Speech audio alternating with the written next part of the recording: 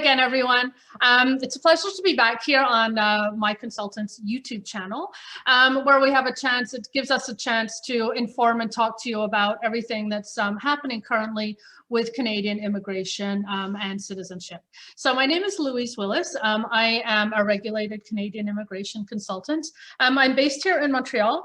I've been working in immigration probably for coming up to 20 years, actually. I am also licensed with the province of Quebec, and I have sat on the Quebec board for CAPIC for a few years, for I think about 8 or 10 years or so in total previously.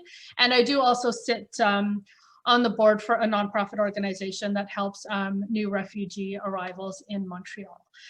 So I'm here today with my brother, Chris. So Chris, I'll give you a moment to introduce yourself. Thanks, Louise. Yeah, as she said, my name is Chris. I've been an immigration practitioner now for over 25 years. I'm also an RCIC and also licensed in the province of Quebec, and also very involved with CAPIC, currently on my second term sitting on the board of the Quebec chapter, and also involved with CAPIC's National Lobbying Committee. I am also involved with a body called the Investment Migration Council, where I represent their interests in the Caribbean. So, my experience has been, over these 25 years and Louise's 20 years, we've seen lots of different types of scenarios come across our desk. So we're going to share some of our experience of those with you today. Great. And I just wanted to also remind people that recently, the channel has really been used to keep people up to date with what's happening, with COVID-19, border closures, travel restrictions, changes with regards to document issuance, etc. What we're going to be doing today is we're really going to be talking about Fraud Prevention Month, okay? And just before we get into that, I do want to just bring people up to date, obviously, with regards to the Canadian government's recent rules with regards to people who are flying back into Canada, where they have imposed a mandatory 3-day hotel stay.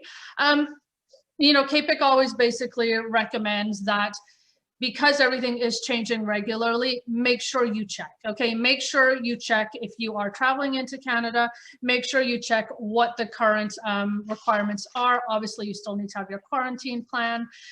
So just make sure that you do have everything in hand, okay, when you do travel to Canada yourself, or if you have clients coming in. So if they're coming in on work permits, they still need to have the job offer letter.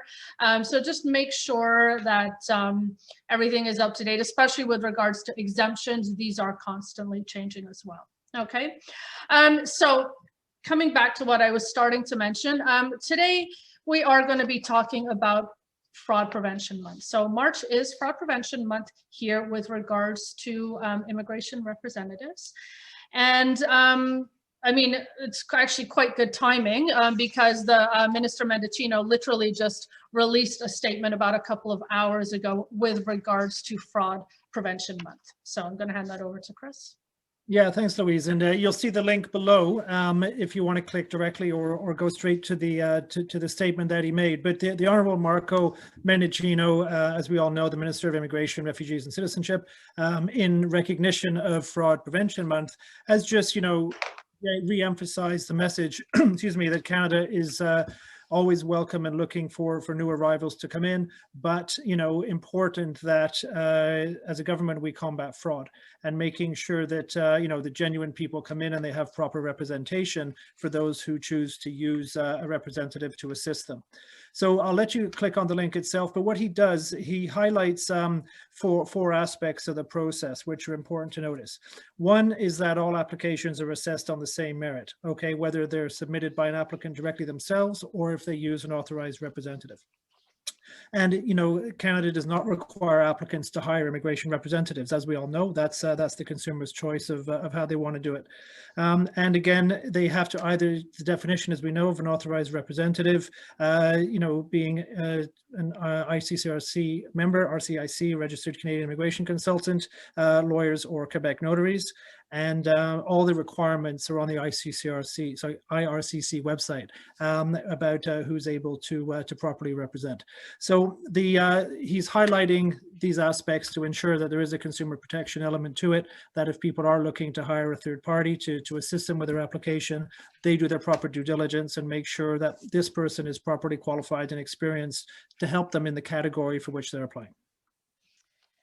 Thanks, Chris. And I think, you know, as you mentioned, this immigration, ICCRC, CAPIC, everyone, because it is Fraud Prevention Month, they are actively putting out statements, actively trying to inform people with regards to immigration fraud so that applicants know what to look for. And it's really important that they do make sure that if they choose to hire an immigration representative, because obviously they don't need to, right? It's a personal choice.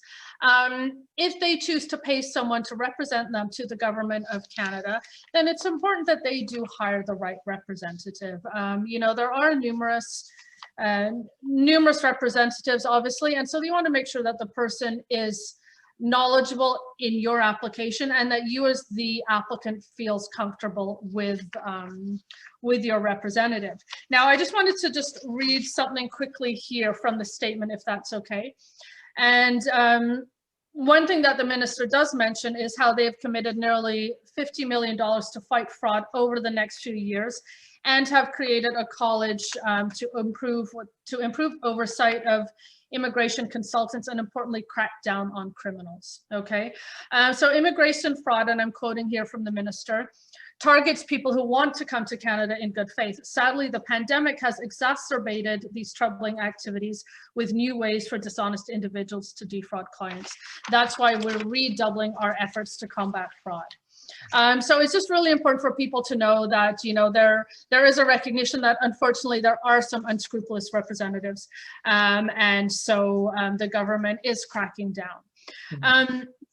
Now, before we get into, we're going to get into numerous tips on how to prevent fraud, but I just thought we'd talk a little bit really about, I guess, some of our experiences. I mean, both you and I, Chris, we both started working, helping people come to Canada when in fact, there wasn't a regulatory body. So do you want to just talk a little bit, maybe your experience about how it has changed over the years?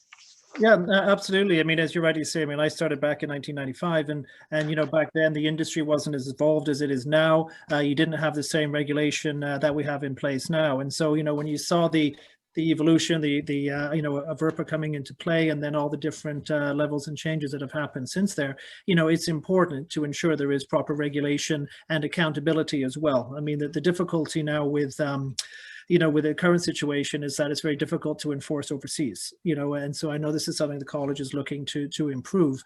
And, you know, Louise, I know you've had an experience too where people have been impersonating you overseas and you've had to deal with that issue. Right? It was a nightmare. It was an absolute nightmare. You know, when you suddenly get somebody calling you just saying, hey, I've just received this job offer and, you know, my representative is telling me that you are the authorized representative working with the employer, and please, can you just confirm this job offer is genuine? And I look at it and it's the most fraudulent job offer I've ever seen. You know, going back to the whole, you know, if something seems too good to be true, it probably is. And so clearly these job offers were too good to be true, but these people are like, you know, they're completely frauding people overseas by giving them false promises, false hopes, and taking money. And they were doing, at one point they were doing it in my name. I had everything. I had the address of the person who was committing fraud. I had their telephone number. I tried to contact them. I tried to file a police report with the city in the country in question.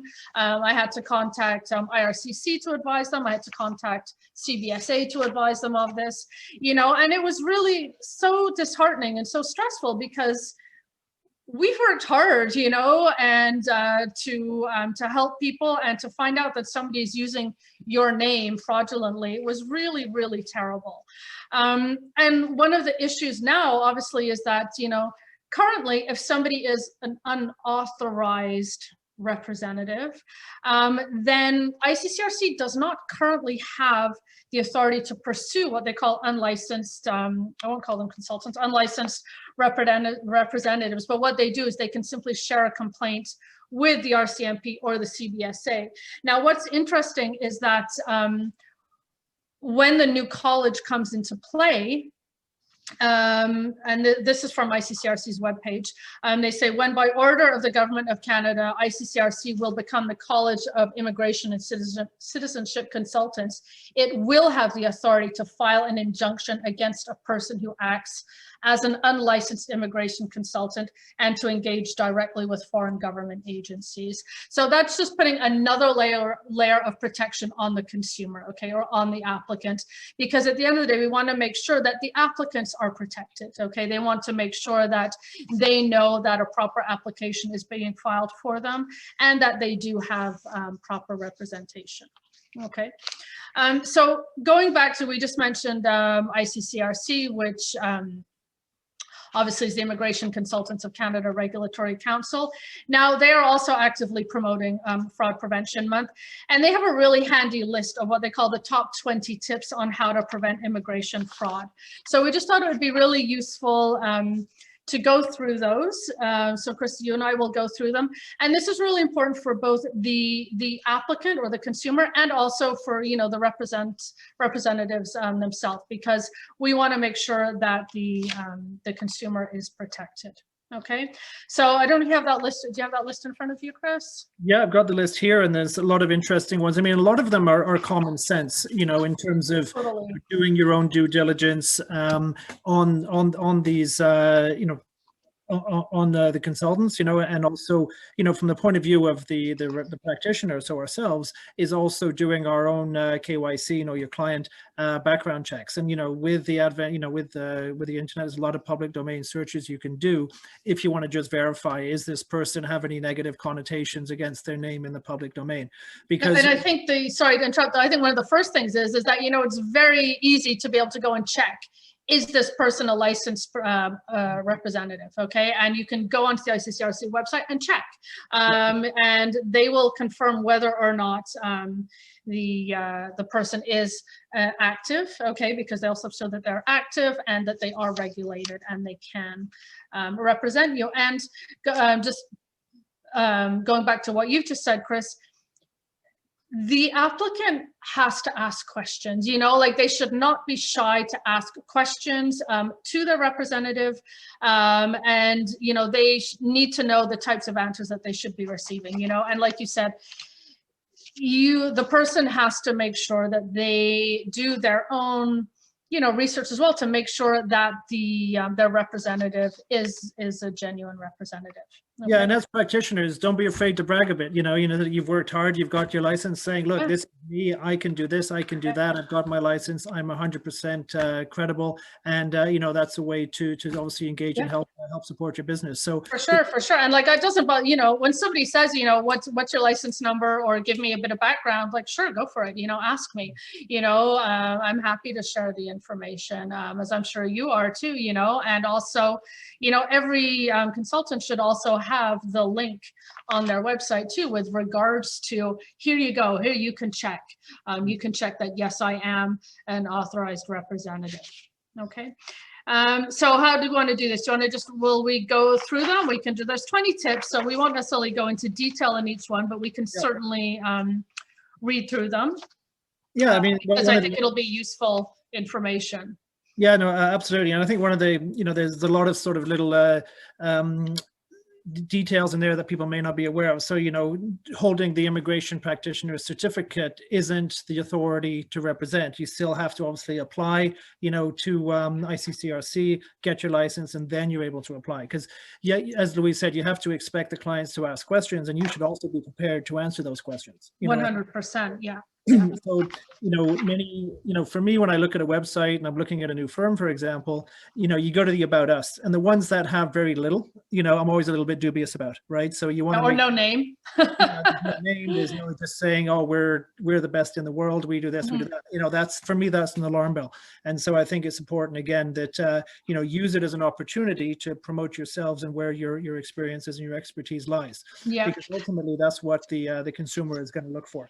So that's one thing. And again, the angle of this is for consumer protection. So it's the consumer who's looking at these tips saying, here's what I should be looking for. So making sure someone's not promoting, I have a certificate, but I'm not an RCIC. Right. And I think also we'll just remind people too that, us as authorized representatives, we have a code of ethics that we have to stick to, right? So, not only do we have certain rules that we have to stick to, but we have a full-on code of ethics. So, I mean, one of the things that comes out here, one of the tips is, beware if you are not asked to sign a retainer agreement. Okay, so really important. Obviously, you are going to be entering into an agreement or a contract with your representative.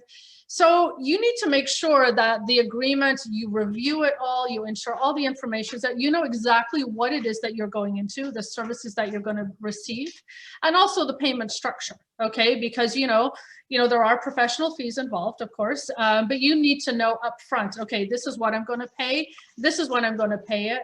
And you also need to know your recourse if for some reason something goes wrong, or if you want to, withdraw from your agreement.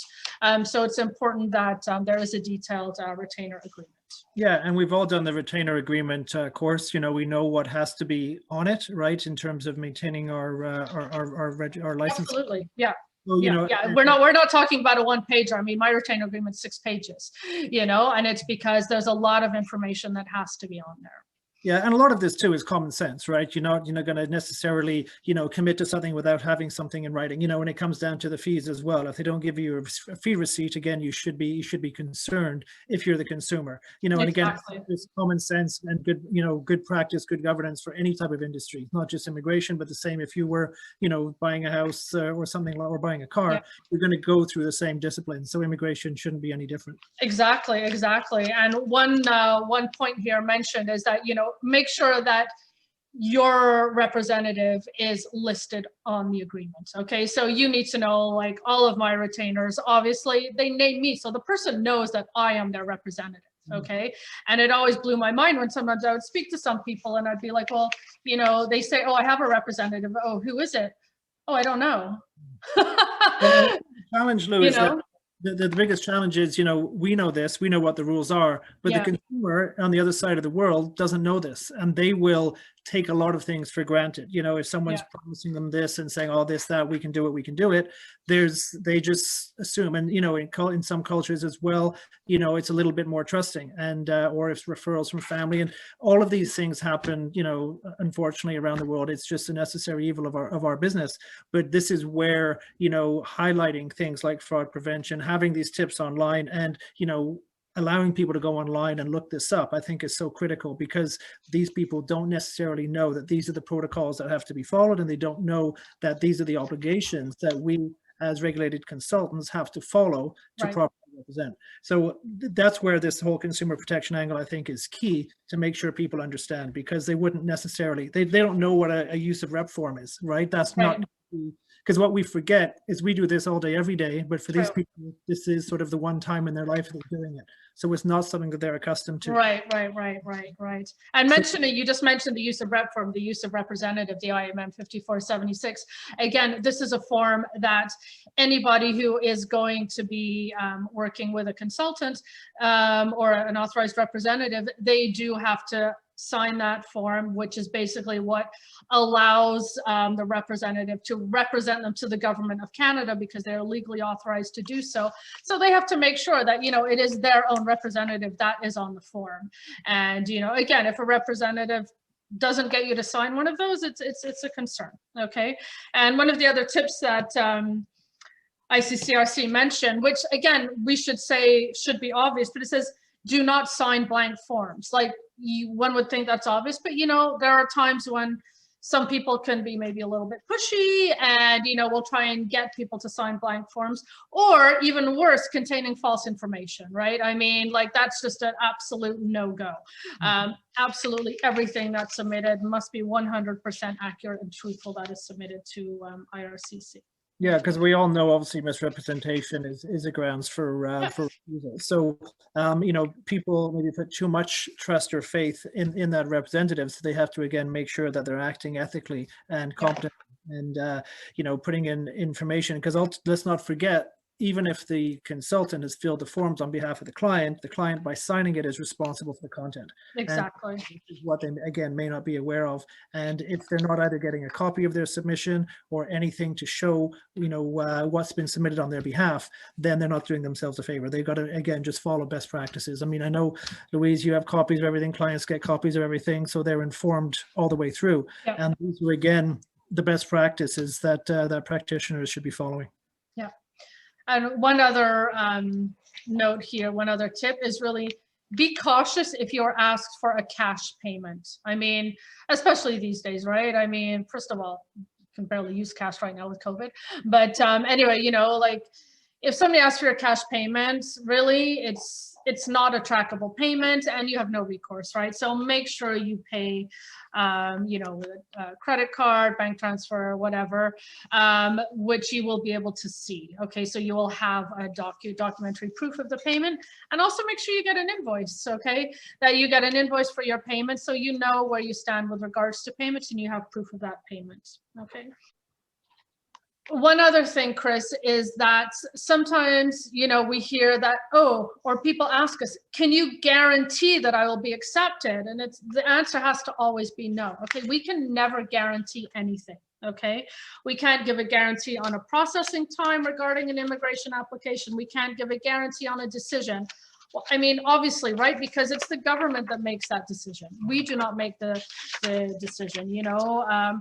I can always tell someone, listen, I can assure you of a strong application, but, you know, at the end of the day, it is an officer of the government of Canada who renders the decision. The other aspect is, you know, the file is ultimately decided on by the Government of Canada. And although we can identify that based on the criteria in place and based on their background, they have a strong chance of approval, the decision does lie with the government. And there is still many moving aspects of it, you know, whether it's the points threshold, sometimes we've seen retroactive policies come into play. So there's many things that are out of our hands, and that has to be very clear to the client, because unfortunately, again, in parts of the world and people who are not acting in an ethical manner, they will make guarantees to try and get business from the client, and then things go wrong and they tend to disappear, right? And that's the horror stories that unfortunately we hear about, and these are the ones that get reported on, and that's why it's so important that we identify that these fraudulent activities can take place, and we're doing everything we can to prevent it. Exactly, exactly. You know, another thing to be careful of is beware if the person you are considering hiring for immigration services mentions that they know someone in the immigration department that can help with your immigration application. Okay, huge red flag, obviously, right? So if somebody says that, then, you know, beware. We already mentioned about make sure that the immigration consultant is in good standing, okay, on ICCRC's online public register, so very easy to check, okay. Make sure your consultant has error and omissions insurance. We have to, okay, it's a requirement of being a consultant. We do a licensed consultant. We do have to have error and omissions. And beware if the person you're considering hiring for immigration services demonstrates an apparent lack of knowledge when you ask specific questions about immigration or ICCRC's Code of Professional Ethics.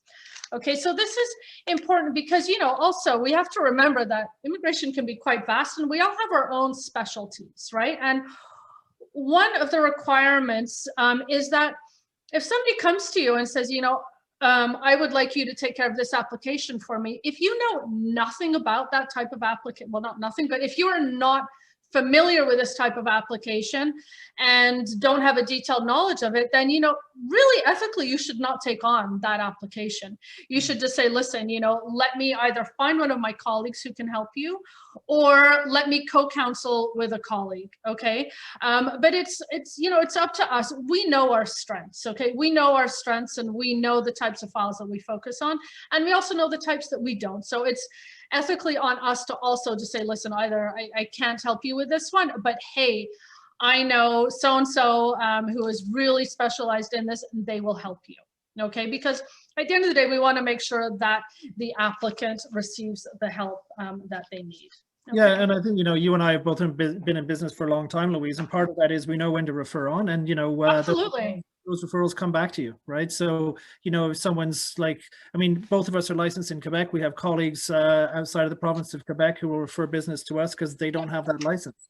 And vice versa. We may have someone who's looking to do something in one of the prairies, and you know, we have to, you know, benefit from their knowledge, or a specific provincial nominee program, for example. So that just as a regular business practice is, don't be afraid to refer on, and it's a good way to also expand your network of professionals as well.